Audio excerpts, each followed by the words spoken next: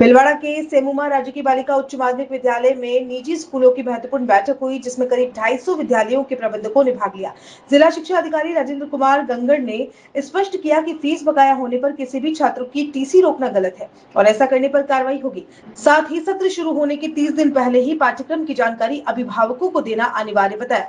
मुख्य जिला शिक्षा अधिकारी अरुणा गारू ने कहा कि विभाग को फीस और किताबों की कीमतों को लेकर लगातार शिकायतें मिल रही हैं, इसलिए अब नियमों के तहत ही फीस ली जाएगी और मनमानी पर सख्ती होगी। बैठक में निजी विद्यालयों की समस्याओं, टीसी विवाद, आरटीई भुगतान में देरी और अन्य प्रशासनिक मुद्दों पर भी चर्चा हुई।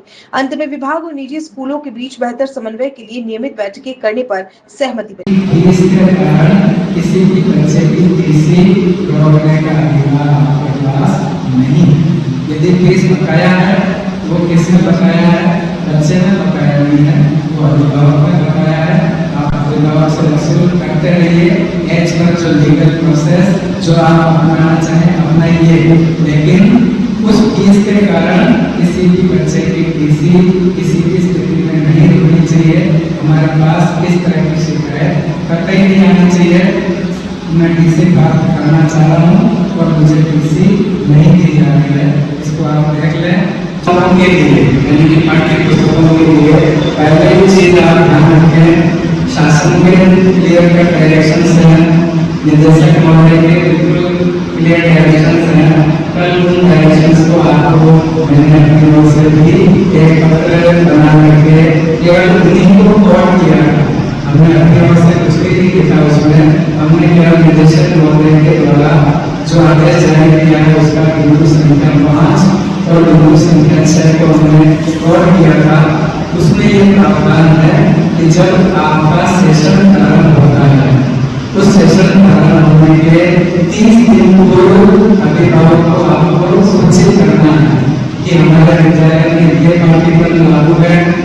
यदि आपकी वेबसाइट है, वेबसाइट पर आप डालिए। नहीं है वेबसाइट तो आपका जो नोटिस बोर्ड है उस पर जो आपका पाठ्यक्रम है वो आप विभागीय नियम भी हमारे पास आए, वो भी आदेश हमने सर्कुलेट किए और श्रीमान जिला कलेक्टर महोदय का भी ऐसा आदेश था कि निजी विद्यालयों की मनमानी पर अंकुश लगाया जाए।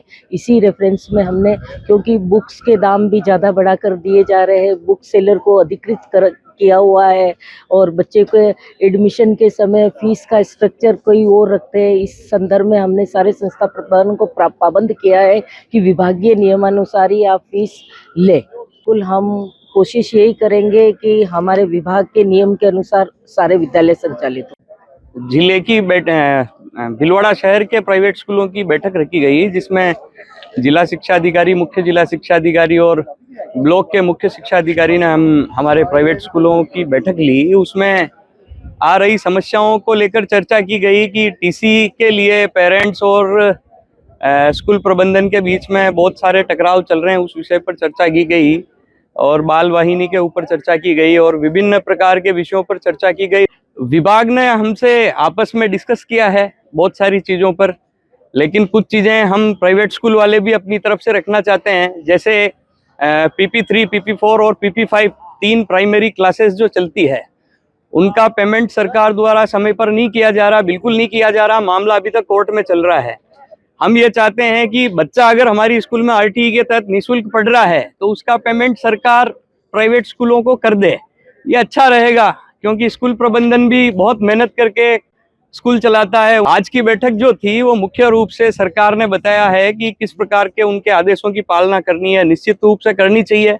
थोपा या नहीं थोपा अलग विषय है। अगर प्राइवेट स्कूल हम चला रहे हैं तो ये भी हमारे गार्जियन है, जिला शिक्षा अधिकारी लोग भी, तो ये अधिकारी भी हमारे गार्जियन ही है। तो व्यवस्थाओं के तौर पर आपस में मिलते हैं, ऐसी मीटिंगें 2-4 महीने में आयोजित होनी चाहिए।